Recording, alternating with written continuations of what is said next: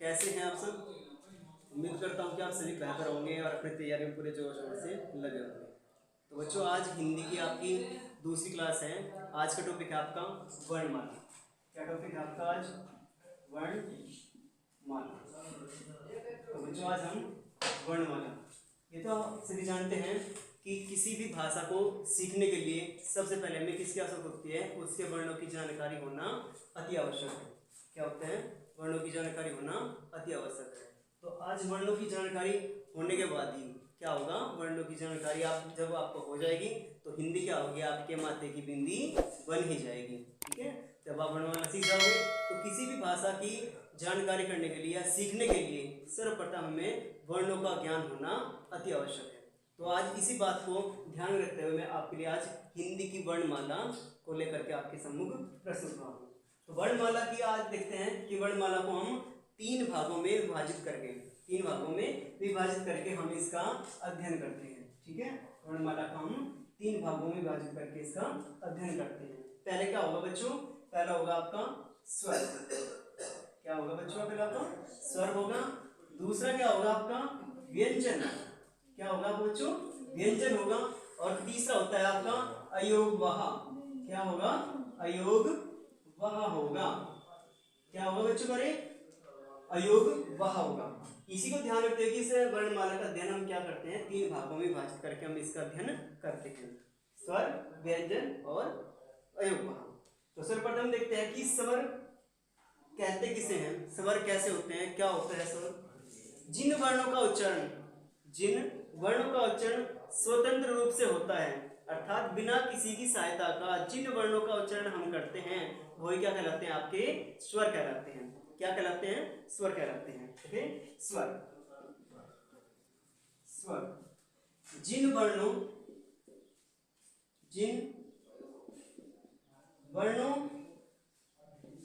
का उच्चारण स्वतंत्र रूप से होता है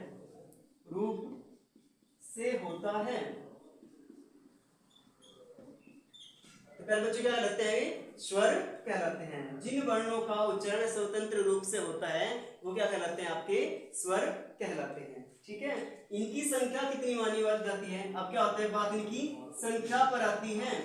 क्या किस पर आती है? संख्या पर आती है कि स्वरों की संख्या कितनी है।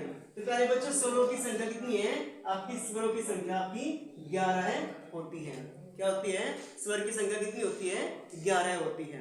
ठीक है, तो बच्चों आपसे नोट करना चाहते हो तो नोट करो, स्क्रीनशॉट लेना चाहते हो स्क्रीनशॉट लो। स्क्रीनशॉट ले लिया होगा आपने, तो आगे बच्चों आगे बढ़ते हैं। तो प्यारे बच्चों से क्या अभी लिखा हमने कि स्वर होता है, इसके बारे में हमें जानकारी की है। अब देखते हैं कि स्वर के भेद कितने होते हैं। ठीक है, स्वर के भेद कितने होते हैं? स्वर का होगा आपका 3 भेद होंगे। क्या होगा? पहला हरिस्व स्वर। क्या होगा आपका? हरिस्व स्वर। दूसरा होगा आपका दीर्घ स्वर। तीसरा होगा आपका प्लुत स्वर। ठीक है, अब क्या है? हरिस्व स्वर की बात करते हैं तो हरिस्व स्वर को हम क्या क्या नाम दे सकते हैं? आपके हरिस्व स्वर का नाम होगा दूसरा आपका लघु स्वर। क्या होगा? लघु स्वर। या दूसरा क्या होगा? एक मात्रिक। क्या है? एक मात्रिक। और क्या नाम हो सकता है? शिथिल। ये क्या हो गए? हर्ष स्वर के आपके नाम हो गए। ठीक है, अब बात आती है कि इनकी संख्या कितनी है?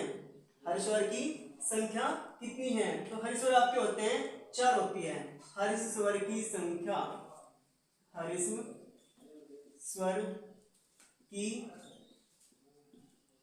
संख्या। ठीक है, तो हर्ष स्वर की संख्या बच्चों कितनी होगी? हमारी 4 होगी। कितनी होगी? 4 होगी। ठीक है, तो पहले बच्चों आपने स्क्रीनशॉट ले लिया होगा या आपने नोट कर लिया होगा, तो आप जल्दी से स्क्रीनशॉट ले और फिर आगे बढ़ते हैं। तो पहले बच्चों आपने स्क्रीनशॉट ले लिया होगा, तो अभी आगे बढ़ते हैं। कि हर्षेय स्वर की संख्या कितनी बताई अभी आपको मैंने 4 बताई है। तो अ ई उ री इतनी संख्या की 4 संख्या है। तो आगे चलते हैं, इन्हीं को हम क्या कहते हैं, मूल स्वर भी कहते हैं। तो बच्चों वाले पाठ चलते हैं आपका दीर्घ स्वर। क्या है आपका दीर्घ स्वर, दीर्घ स्वर। दीर्घ स्वर को हम और क्या नाम के दे सकते हैं, क्या कह सकते हैं कि क्वेश्चन ऐसे दीर्घ स्वर ना पूछ करके इसका दूसरा नाम पूछ लेते हैं, इसको क्या कहते हैं द्विमात्रिक। क्या कहते हैं द्विमात्रिक। और क्या नाम हो सकता है इसका कठोर स्वर। क्या हो सकता है कठोर स्वर, ठीक है। और एक क्या नाम हो सकता है इसका वर्तुल। वर्तुल आपने छंद पढ़े होंगे, चौपाई छंद, उसमें इस तरह का एक साइन आता है, उसको हम क्या कहते हैं वर्तुल कहते हैं। तो प्यारे बच्चों ये पूछता है कि दीर्घ स्वर की कुल संख्या कितनी है।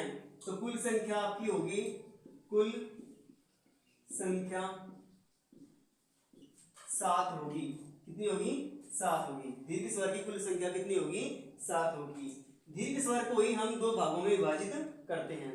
कितने करते हैं 2 भागों में विभाजित करते हैं। तो पहले बच्चों इसको स्क्रीनशॉट लेना है, वो स्क्रीनशॉट ले सकते हैं, नोट करना चाहते हो आप नोट कर सकते हो। तो बढ़े आगे।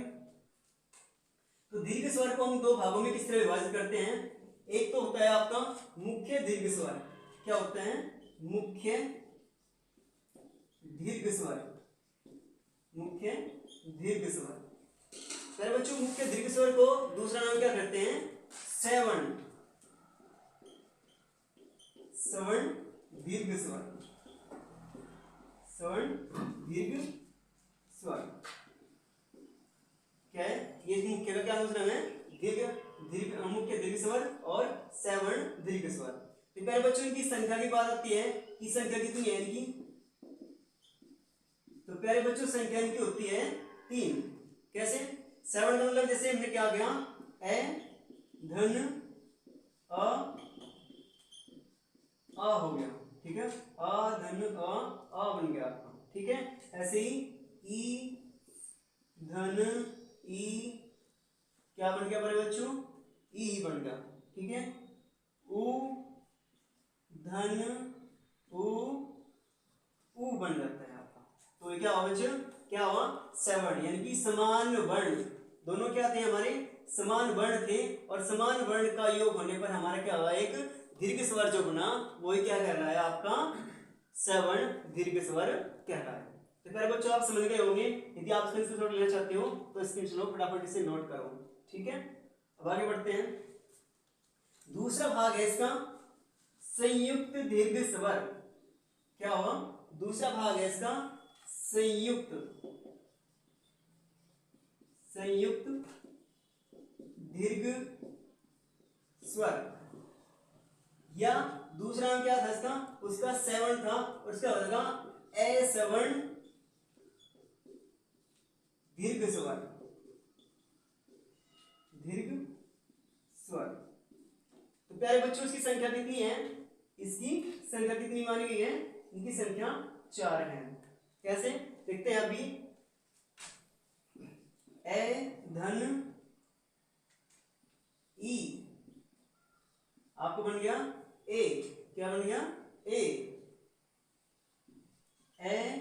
धन ए क्या बनता है आपका आई। 2 है बच्चों, अब 2 हो रहे आपके अ धन उ क्या बन गया आपका ओ,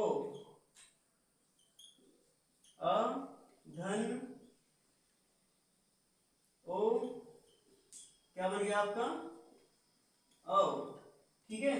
तो इस प्रकार के आपके दीर्घ स्वर के यानी कि संयुक्त दीर्घ स्वर की संख्या 4 है। और 4 किस तरह बने अभी असवर्ण, यानी कि दोनों वर्ण क्या होंगे असमान होंगे, और असमान वर्ण का मेल होने पर जो आपका दीर्घ स्वर बनता है वही क्या आपका संयुक्त या असवर्ण दीर्घ स्वर कहलाता है। क्या कहलाता है असंयुक्त और या असवर्ण दीर्घ स्वर कहलाता है। तो प्यारे बच्चों क्या हुआ कि आपसे पूछता है कि मुख्य स्वर की संख्या कितनी है।